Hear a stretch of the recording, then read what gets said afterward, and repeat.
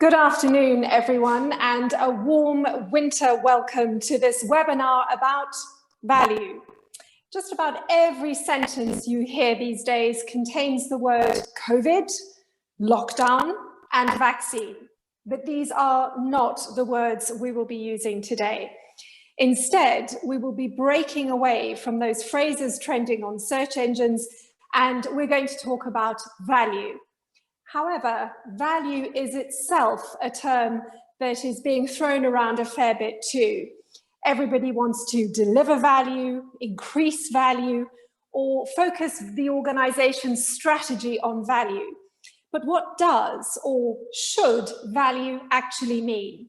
Well, in this webinar, we will cut through the perception surrounding value and focus instead on the reality, explaining how we define value, and more importantly, we will talk about how to influence value in the VUCA world, our new normal. My name is Cass Burgess, and I'd like to start by introducing your hosts from the Kinetic Finance and Procurement team who will lead this webinar this afternoon. Our three panelists are David Smith and Charlotte Christensen, who are both finance experts, and Eric Danjou-Dichon, who brings his wealth of experience in procurement to this forum today. Also from the finance side of the Kinetic team and our resident tech expert is Federico Urso, who is on the other side of the camera today as our technical director. All of our experts have been senior leaders in blue chip companies over their respective careers and have been faced with a variety of challenges across all parts of the business cycle and in all economic conditions. We're here to share these experiences and views in relation to the new normal we all find ourselves in. We're going to use the Zoom chat function for your questions, your thoughts, your comments. So please put your questions into the chat as we go, and I'll facilitate that by asking one of our panelists to respond. We will also have some time at the end of this session for a more formal Q&A, and we are of course available to discuss any of the points we raised today in more detail after the webinar. In addition to the chat, we'll also use Zoom polls. We'll ask you to participate in these as we go. We're very keen to gather your thoughts and feedbacks as we build this afternoon. Your chats and your comments into the poll are of course anonymous. We, the panelists, can see them, and we'll share these responses with you as we build our discussions. Please also note that this webinar is being recorded, with the playback being made available shortly after the session has ended. And we'll also send out a brief recap of our value model, which is designed for you to share broadly within your organization and to stimulate conversation within your teams. Charlotte, to begin proceedings, I believe you have a question for our audience. So I'm going to hand across to you, please, for our first challenge. Thank you, Cass, and hello, everyone. Yes, we will start with a poll. So the question I have for you is, who agrees that locally produced food from small producers is more sustainable than food produced by large producers? If you agree with this statement, you select yes. And if you disagree, you select no. And we will wait for a few moments. We're starting to see almost all of you have voted. So I think we are ready to launch the result. We can see that 60% of you agree with this statement, and I believe that is the general perception. But let's look into some facts. First of all, we as individuals counts for 48% of the food miles when we are going to the stores, very often in our cars. Secondly, we have researchers showing that small producers can be hugely inefficient when it comes to energy usage in producing food at the first place. And thirdly, taking tomatoes as example, Tomatoes grown during wintertime in greenhouses in Europe is less sustainable than tomatoes grown in open air fields in Africa and flown to Europe. So with this relatively simple illustration, it's easy to see how common perception is assumed to be correct, but in reality could be far from the truth. We have to dig deeper to find the facts, and when we are armed with the facts, we can make our decision about, in this case, what to buy and how to make these purchases. This is an example that we all can relate to, but there are plenty of other examples in the corporate world where being clear on perception versus reality is so important. Thank you, Charlotte. That really shakes up our thinking when it comes to something very simple like food. But we are, of course, here to talk about value in our sector, in our domain this afternoon. And I want to turn to you, Eric, if you could help us to challenge our thinking on value, please. For sure we can, Cass. Good afternoon, good evening, everyone. So the purpose of this webinar, as mentioned, is really to challenge the perception of value that we all have and to clarify what value is or should be today. But as practitioners, we are not going to stop on these theoretical views and approaches. We're going to help you as well to think about and act differently around value and try to provide to you as well some ready-to-use frameworks. So that's really helpful to set us up on a foundation, Eric. Thank you. Charlotte, could you elaborate on the elements we need, please, to drive successful and sustainable change? Yes, thank you, Cass. So to achieve successful and sustainable change, we need to have the pressure for change. We need to have a clear vision. We also need to have the capability for the change. And last but not least, we need to have a feasible plan. To achieve successful change and sustainable change, all these four elements need to be there. This is a very efficient, it's a simple model, but it's very efficient, and we have tested it again and again. You would be surprised by the number of change agendas that we have come across that do not tick all of the boxes. So why is it so important to have all these four elements when you're approaching change? First of all, if you don't have the pressure for change, there will be a lack of purpose. So no one will understand why the change is needed. If we don't have a clear vision, there will be certainly a lack of interest. And if we don't have the capability, we will feel frustration, we will feel fear. And finally, if we don't have a feasible plan, the change will be random with, for example, false starts.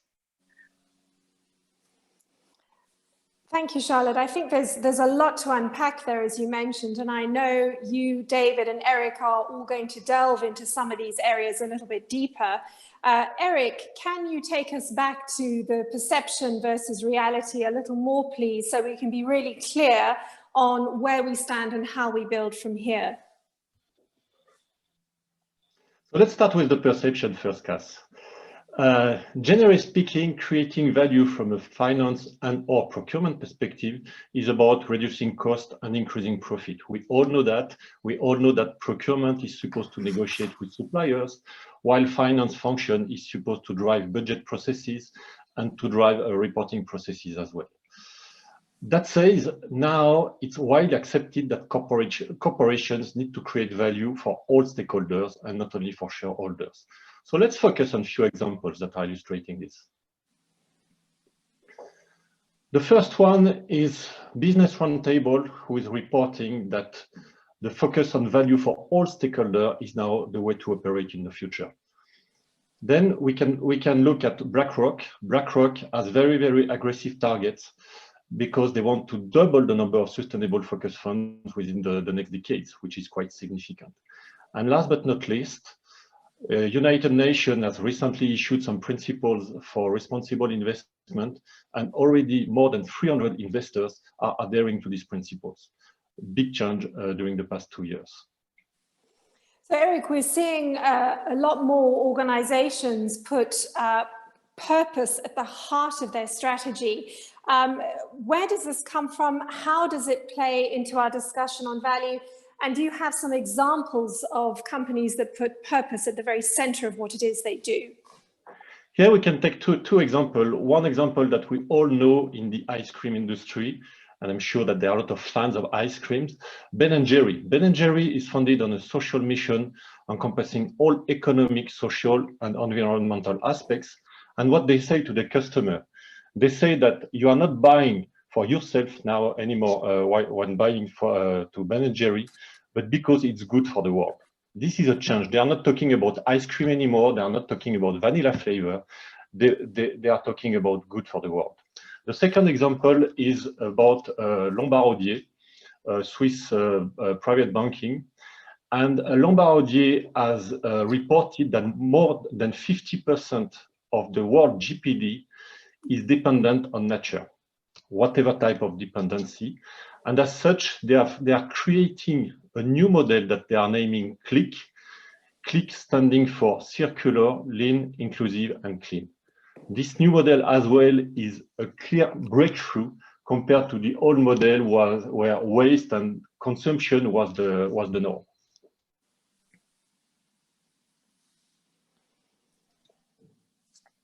Clearly, there are many demands on companies from all directions that can influence how we think about value. So now we would like to hear from you, and we will use the chat box.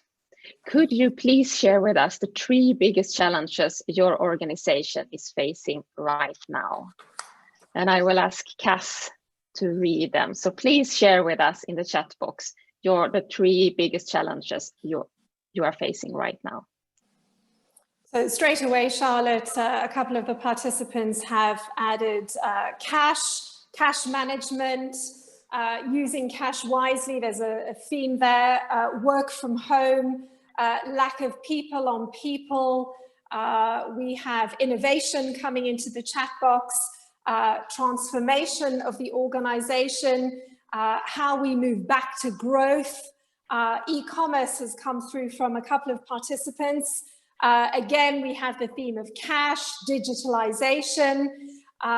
We have the reorganization and restructuring in a time of crisis, sustainability, return on investment, digitalization again, growth, visibility on spend, visibility on demand. We have innovation offered again, and cash visibility. There's definitely a theme here on cash. People engagement being remote. We'll just take a couple more. Thank you all for participating. Learning from COVID, we've been agile, but we cannot return to an old normal. Charlotte, there's a lot of food for thought there that's come into the chat. How would you frame everything that we've heard from our participants this afternoon?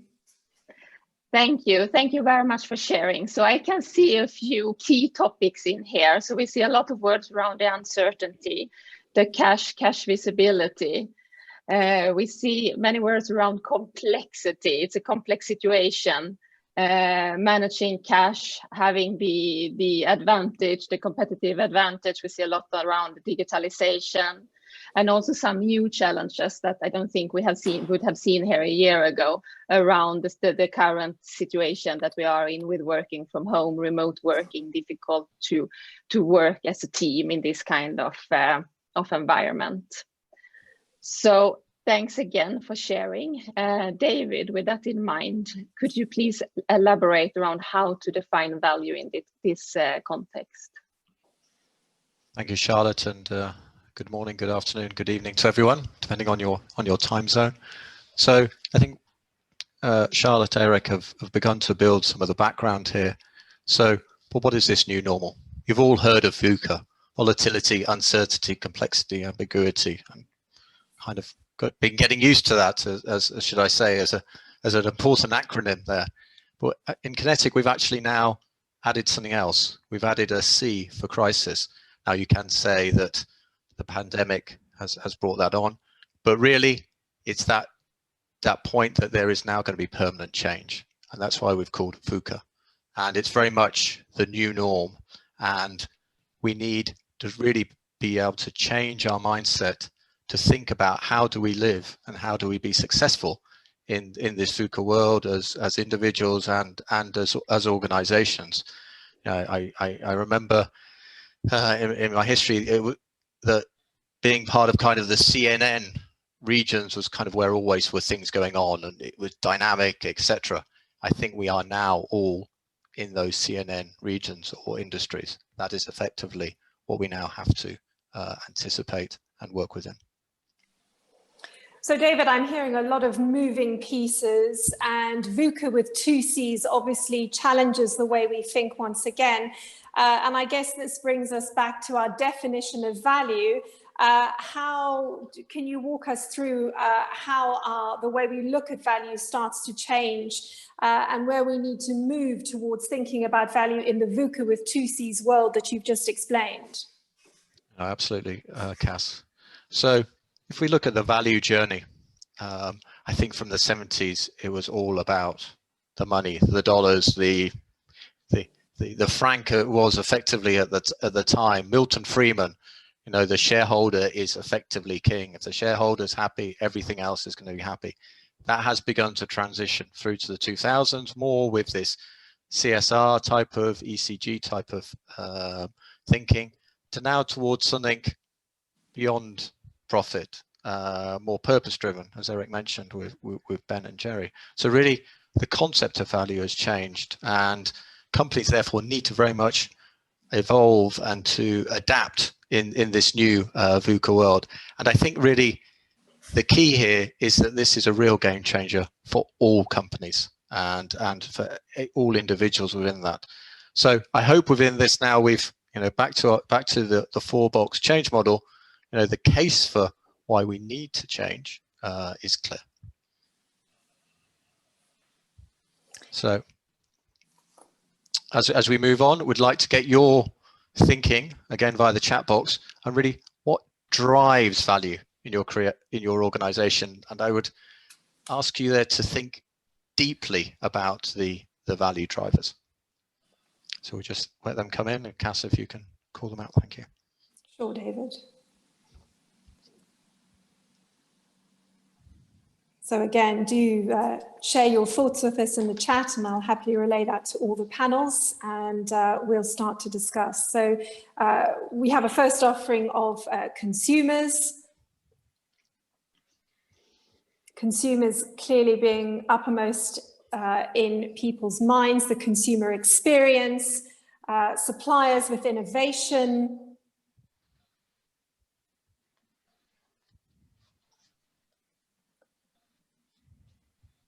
marketing has come up as well.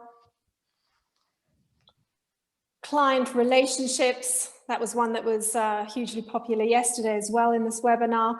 The insights that we get. Here's an interesting one, David. Trust in the company and the products. Procurement with savings, the emotional connections based on purpose, so purpose coming through very clearly once again, the innovation, transparency in the supply chain, we've heard that a lot as well, and let's add end-to-end supply management, that's just been dropped into the chat as well. David, what do you make of all of these sharings? Well, I actually find it very interesting. I mean, I think that focus on superiority of products with consumers, with clients through innovation is obviously still very much at the core of what drives value. But what I find interesting is much more of these emotional elements that are coming through, like relationships, emotion, and trust, and how that is actually a driver of value. I mean, I'm sure if we'd have all replied to this question 5 years ago, would they have come up? I think we'd have been very left-brained. I don't think we'd have got these right-brain answers. So thank you, everyone. So we're really in the world now where the way in which we think of value clearly needs to change. And I guess we need to redefine what we think of in terms of value and redefine the measures that we use to create value. If we now need to create a value measure that includes sustainability on the long term, how do we move towards redefining value, David? Yes, so as we now move through our model, we're moving now into the vision. So what I would encourage everyone is to really have a new set of glasses. The prism that you're looking through is really multifaceted. When you look at all of the different influences on you as a company and that you influence, they really are many, from society to the environment, sustainability, both from a financial perspective and for the planet, technology, geopolitics, the markets, and all those multiple stakeholders.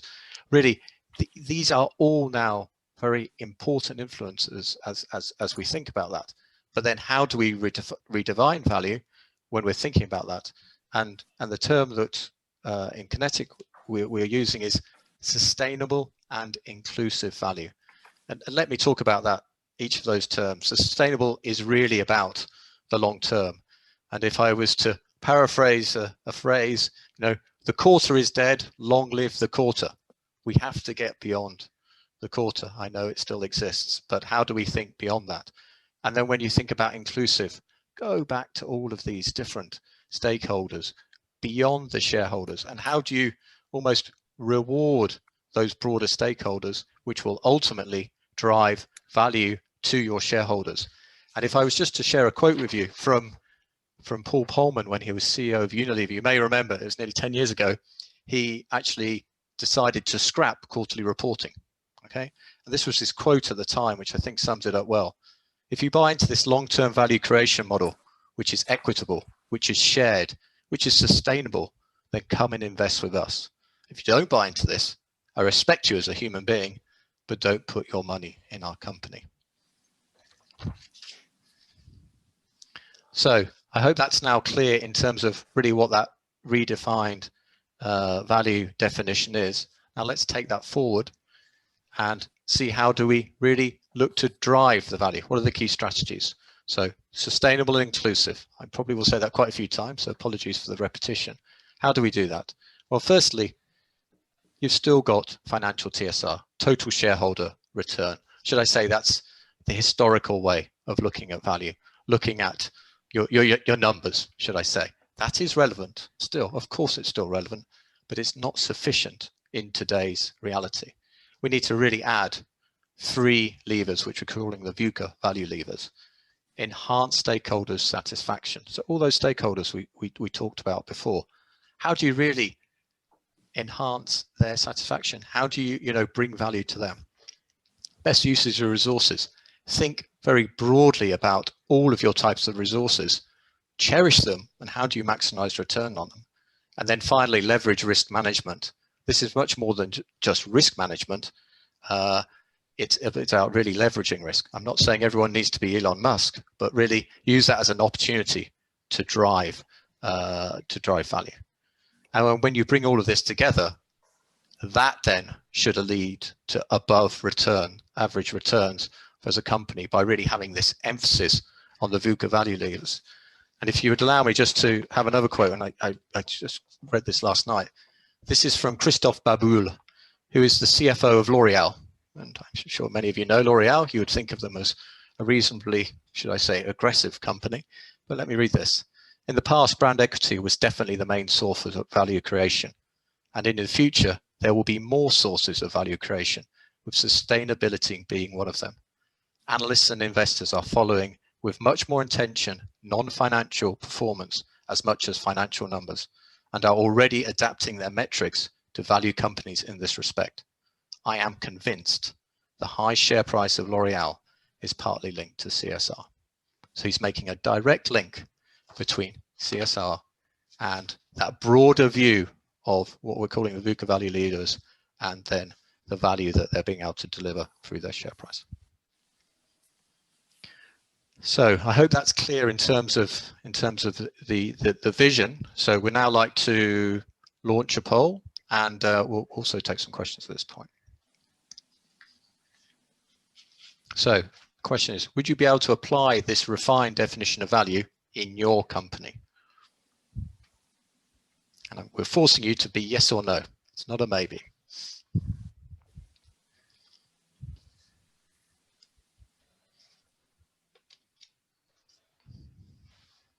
Okay, so that's great news. You feel that this is effectively, if we can now share the results. So as you can see, fantastic that you really do feel that you can apply this. So I'm pleased that it's practical. There's some maybe not so sure. So maybe we now can open up the chat at this point and pause to see if you have any questions. Yes, I have 2 questions already, but do feel free to continue adding questions to the chat and we will address as many as we can. I have one question, David, which I think has come from your discussion on VUCA with 2 Cs. How can I get my entire organization to rethink when we are fighting for survival every day? How can we have time for anything else? Yeah, and it's an excellent question, and I think it's a case of balance. I know many companies, as should I say, the pandemic is evolving, are still very much in that survive mode. But we all know there's light at the end of the tunnel, and when this huge period of change, that's really when companies can make huge strides forward. And the next Facebooks, the next Googles will come out of this crisis. So I think it's that forward thinking and what do I need to do to thrive in this environment, that really you need to get the organization behind, and really that why is absolutely critical, which is generally with the vision part of our change model. David, we're going to stay with you with another question, please. The question is, do you think the current COVID situation on top of the climate changes are enough to move all companies to what you share, to what we share?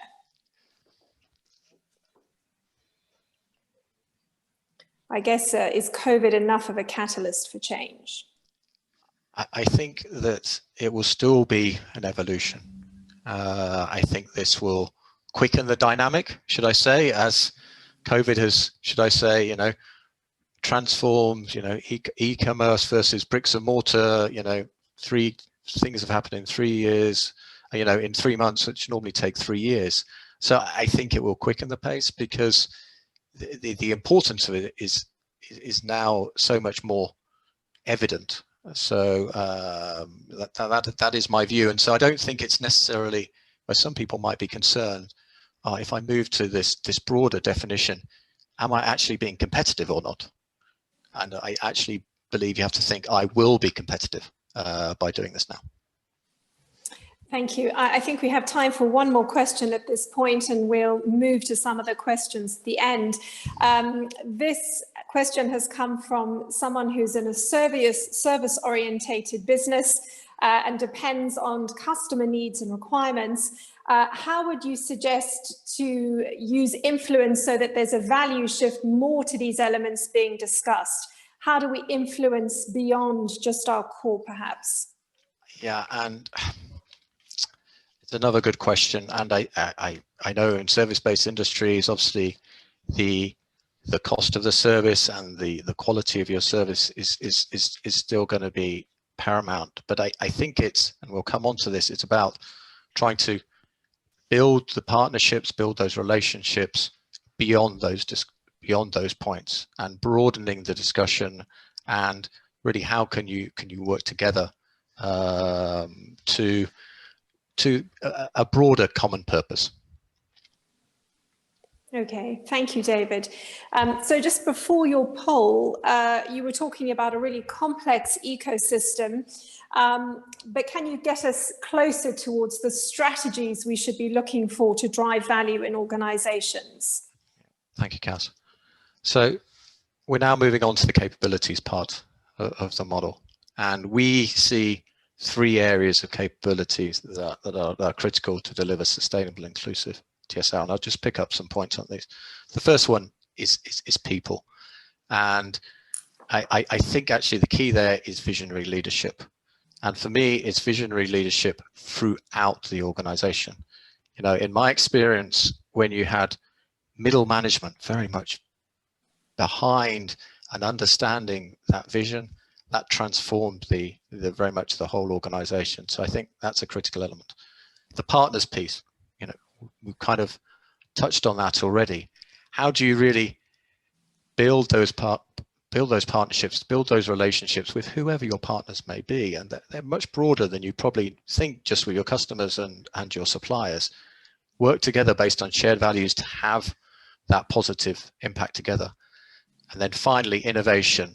And sure, that needs to be agile. You need to utilize technology. But I think the most important piece there is that it's everywhere and it needs to be pervasive throughout your whole organization.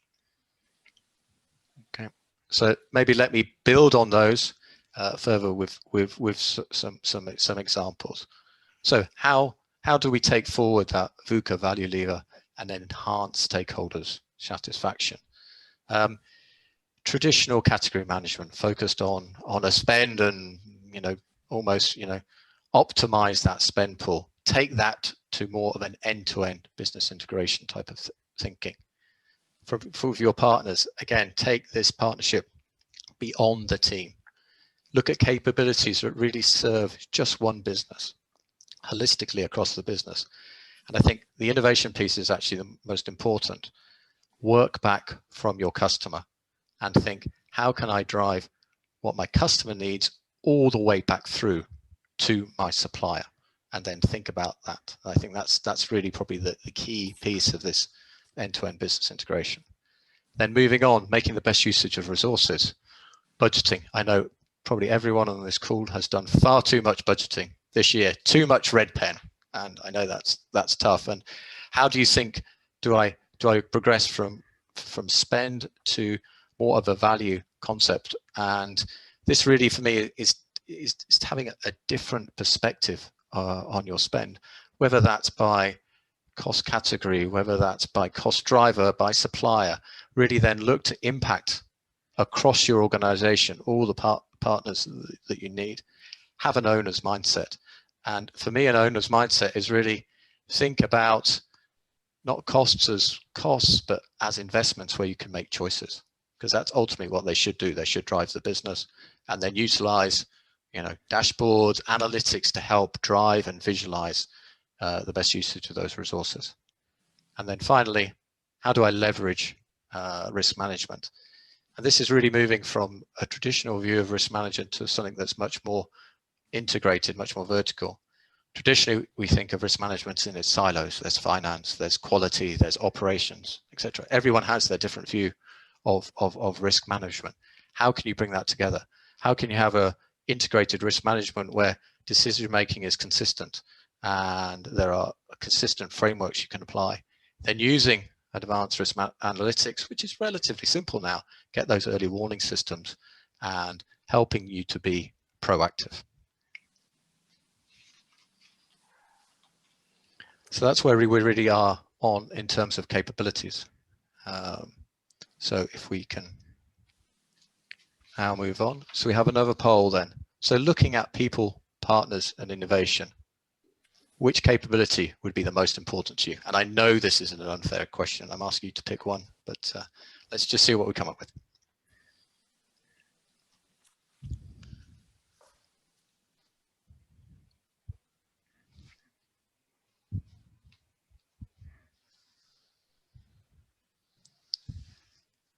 Okay, I think we're nearly there. If we can we show the results? So very interesting.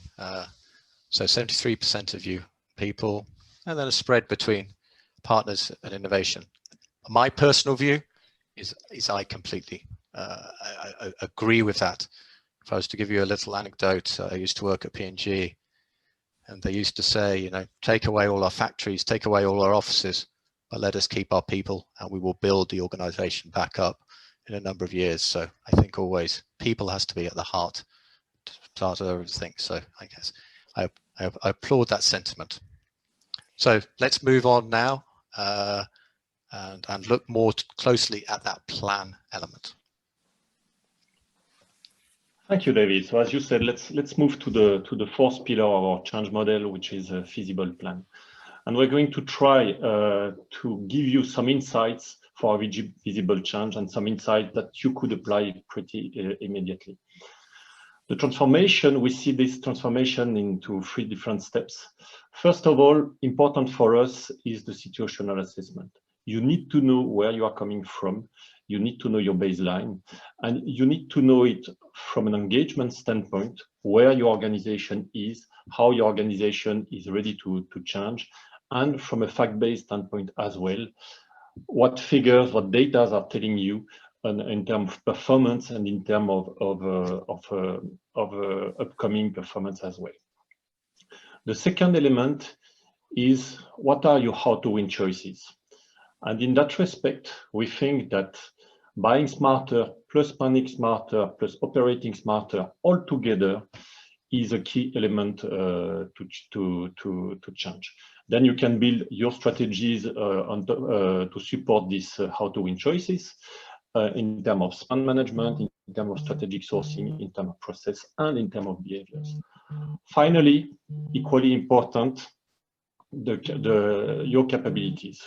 We saw the results of the survey that I still have on the screen. 73% of you are thinking that people is important, and this is true, that the capability of your team is critically important. What's the vision that you are giving to them? What's the motivation that you are giving to them? What's the contribution do they bring as individual, and what type of cohesion do they bring as a team?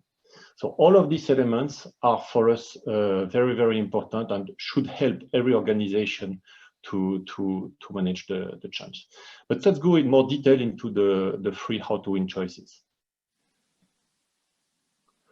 Let's start first with buy smarter. First of all, smarter does not mean necessarily question of intelligence and better brain than others, but it means for us something that brings something new on top of what you are doing. It's not a slight transformation, it's really a major change.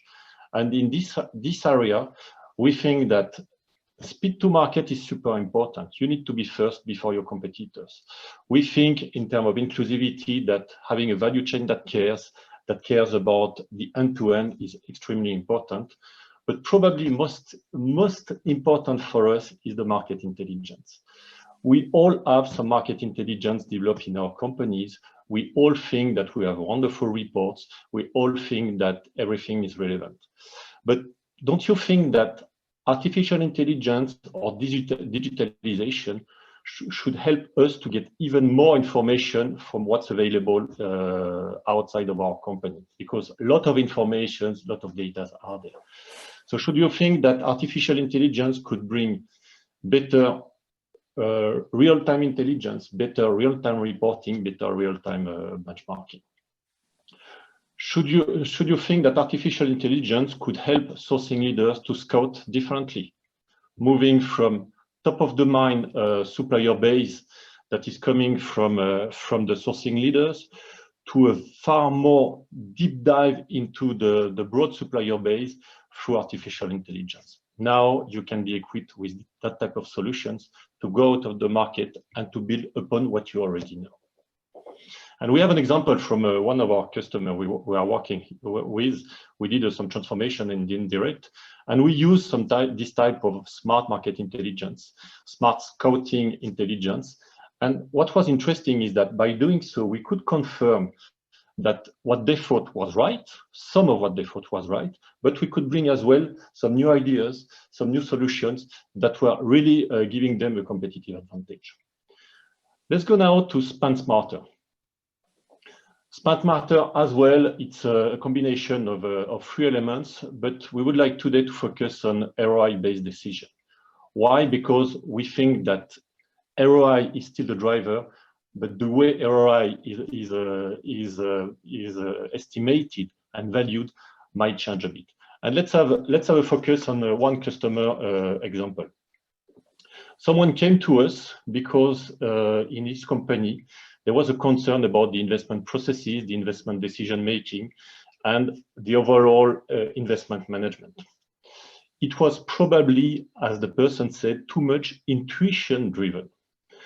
By looking at the data, by looking at the return on invest on the proposal, and by providing as well a pair of fresh eyes and strategic eyes, we could find that they were wrong. The way they were driving their decisions were not the right one, and it was misguiding. In fact, they needed to focus on equity and product differentiation, and this was the major breakthrough for them. This was that created the change. And from this, they really focused on this new approach, and they could really develop some very, very value-driven investments. Let's go now to operate smarter. Our example on operate smarter is probably a combination of the three items here on the slide. Here too, a customer came to us, account payable leader, who was mentioning that the efficiency of its team was not that good, and cherry on the cake, the target, the business objective in terms of payment of time was not hit. So it was a big issue for him.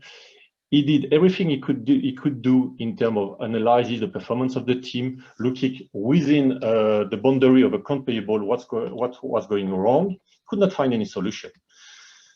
So with him, we ran a broad source to pay analysis that gave us different perspectives. And in fact, we realized that the problems were not within account payable, but outside of account payable, with the partners and with all the environment around account payable. And by working with suppliers, by working with partners, we could help them to fix the root cause. And on top of that, we could bring with them a smart and focused technologies in order to fix and then to get sustainable results. As a consequence, the productivity improved by 20%, and the business targets were hit in terms of on-time payment. So these three examples are showing that buy smarter, spend smarter, operate smarter can deliver value if they are activated separately. But what's interesting as well is a quote from one of our customers. We started to work with them on value optimization about a year ago, and at that time we ran a survey. The focus and the requirement was, please focus on buy smarter. This was the requirement. A year after, by working on this model, by driving a lot of workshops and focusing with and having many stakeholders in the discussions, now the feeling in this company is that they expect significantly more from spend and operate smarter than buy smarter. Interesting. And for sure, this will require a cultural shift, a strong transformation, but they are ready to go. And they are ready to go not because someone said you need to go, but because they have the strong feeling from facts that they must go into this direction. Thank you, Eric. I think we have a fair number of questions that have come through. So what you and the other panelists have been saying have been stimulating some ideas. I think, Charlotte, you had an idea to launch a poll at this stage on our How to Win choices. Yes, thank you. Thank you, Cass, and thank you, Eric, for giving us all this perspective and also some practical examples.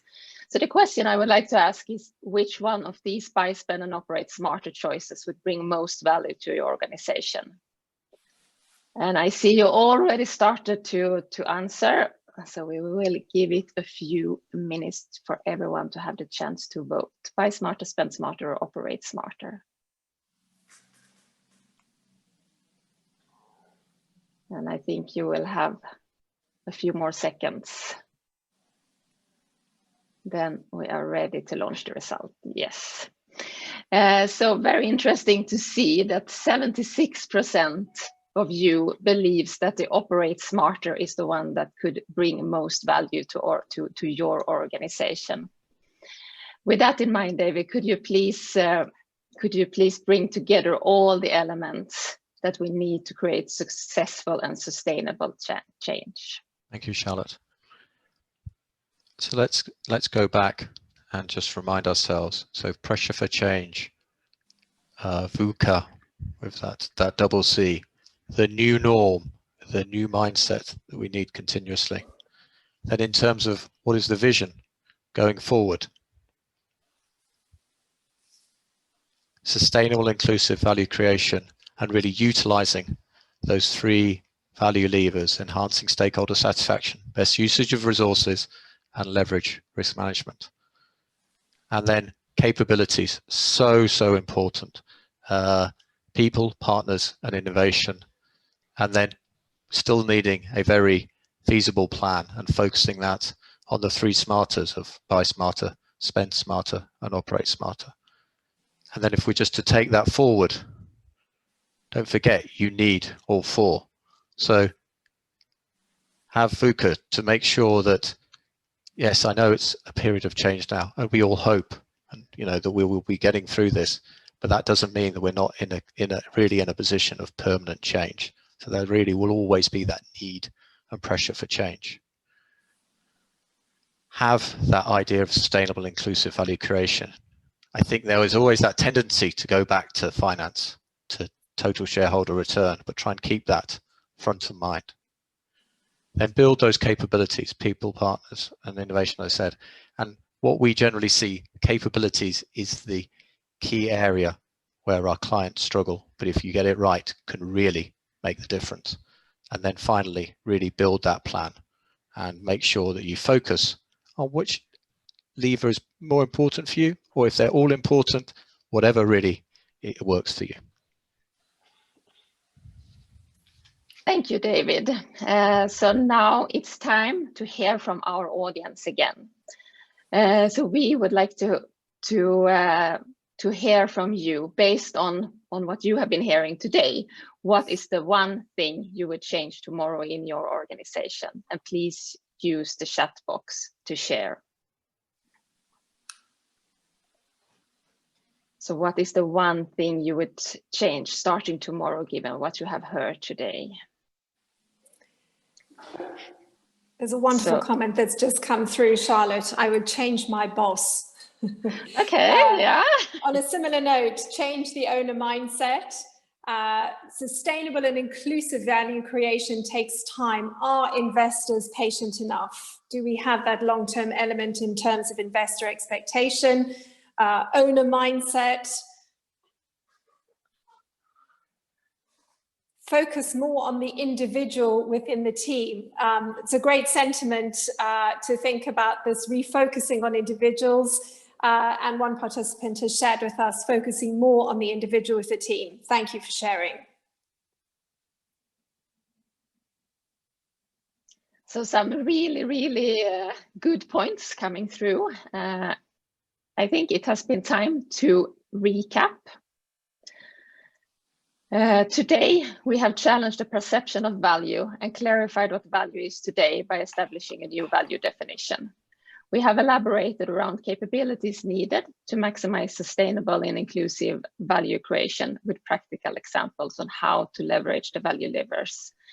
And we have brought the plan to life by looking into 3 how to win choices: the buy, spend, and operate smarter. And with that, I think we are ready to open up the floor for questions. Cass, can I hand it back to you? Thank you, Charlotte. I already have a fair few questions in the chat, if our panelists are ready, please. David, one of our panelists has picked up on your quote from L'Oreal. One of our participants, I should say, has picked up on your quote from L'Oreal about sustainability measures being developed. The question is, do you have examples of these measures, and are there thresholds where it makes it more difficult to measure privately owned companies versus a PLC? Yeah, thank you for the question. I wouldn't say that there's a magic wand here. I think the key is just actually to start and to start measuring. We're doing some work at the moment with a client, and we're looking at visibility of their direct spend, and they are very interested in understanding throughout their whole spend really the environmental impact of that, and then how they then can move that forward. So every item we're looking at, every supplier, how does that fit from either a plastics perspective or a chemicals perspective? So really, for me, it's about starting. The difference between privately owned and PLC, I think PLC, maybe there's a bit more visibility, so you maybe have more outside pressure, but I don't really think that should change what you're trying to achieve. Thank you, David. We have another question. Eric, I'm going to ask you to field this one, please. Based on perception versus reality and the importance of sustainability, the perception is that China and India are less sustainable, The reality is they're cheaper on the raw materials. Many people are still buying. Your thoughts on this, please? This is true so far. We cannot say it's wrong. That says the mindsets are changing. First of all, China wants to be the leader in sustainability, and this is a fact. Are they already? Not yet. Will they be in the future? Why not? Second, I think mindsets, mostly in the Western countries, is changing. And what we hear about security of supplies, what we hear about crisis management in these countries, we hear plenty. We get plenty of information that make us thinking that we are on the right way. We are probably not. We are not probably on track, but we are going in the right way. And as said by David, the most important is to start. It will take time, but the train has left the station. Thank you, Eric. I have another question. David, I wonder if you could answer this, please. Where does ZBB fit into what you talked about, and what type of value, how much value could it add? It's another good question, and I think everyone on this call is, zero-based budgeting, ZBB.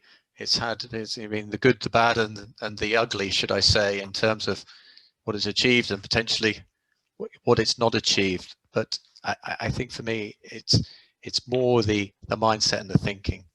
How do you really zero-base your thinking rather than thinking incrementally? How do you say, what do I really need to invest in? So that's not really about cutting and cutting for cutting's sake, but what do I need to invest in and make those choices? I think that zero-based thinking versus that incrementalism of what did I do last year and let's do a little bit more, a little bit less.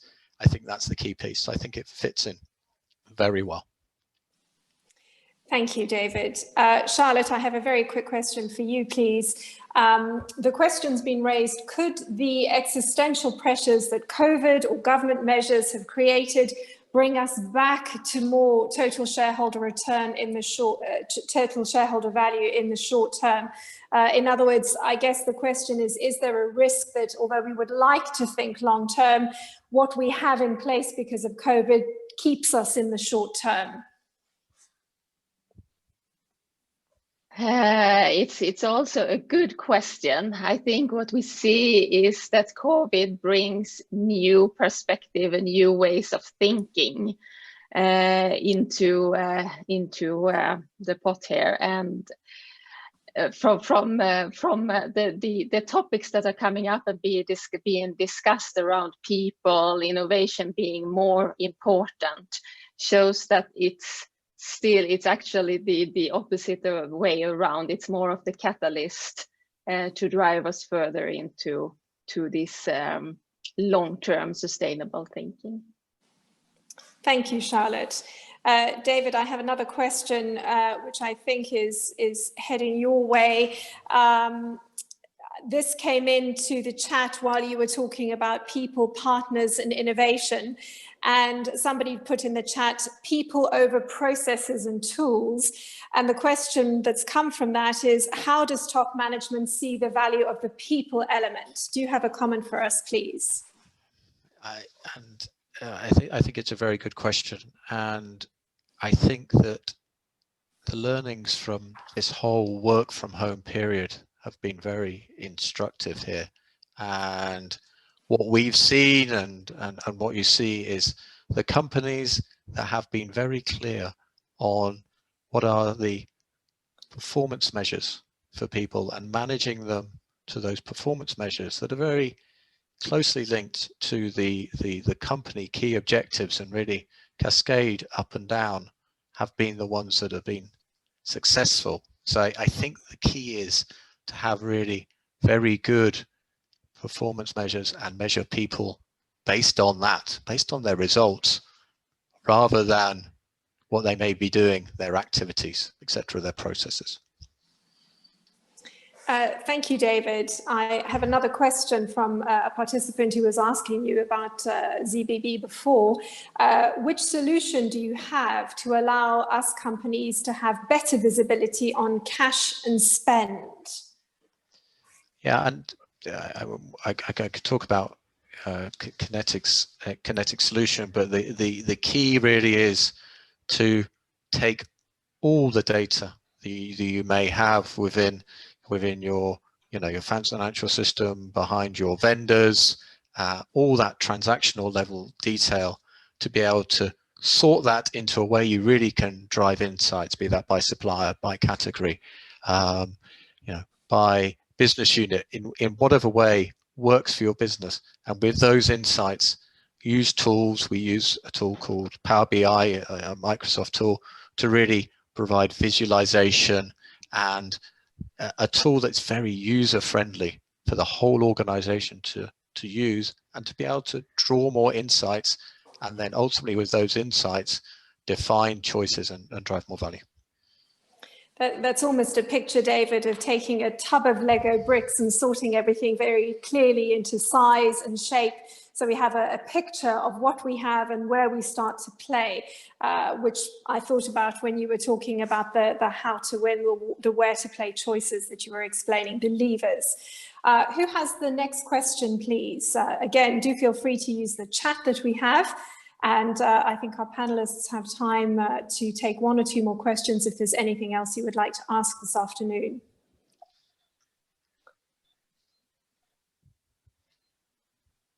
We'll just check the Q&A in the chat to make sure we haven't left anything unanswered. All good.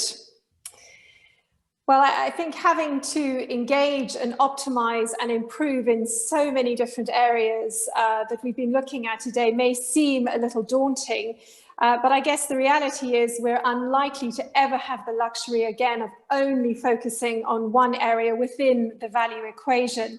The new reality, in other words, means having to face up to dealing with multiple demands simultaneously. I'd like to thank you all for joining us today. Thank you for participating in our polls. Thank you all for your questions.